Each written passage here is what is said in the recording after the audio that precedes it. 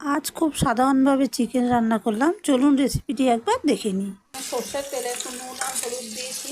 এখানে চিকেনের পিসটা ছোট ছোটই রেখেছি, আর আছে পেঁয়াজ, আদা, রসুন, দুটো পেঁয়াজ এতে দিয়ে দিচ্ছি। ভাজা আলু পেঁয়াজগুলো তুলে নিয়ে আমি তেজপাতা, দুটো দারচিনি, পেঁয়াজ কুচি দিয়ে দিচ্ছি। তার জন্য আমি একটু নুন দিয়েছি। আর পেঁয়াজ কুচি আমি এখানে মশলার পেস্ট, হলুদ গুঁড়ো, শুকনো লঙ্কার গুঁড়ো, গোলমরিচ গুঁড়ো, দারচিনি গুঁড়ো আর গরম মশলার গুঁড়ো, মশলাগুলো খুব সুন্দর করে ঘি মেশাবো।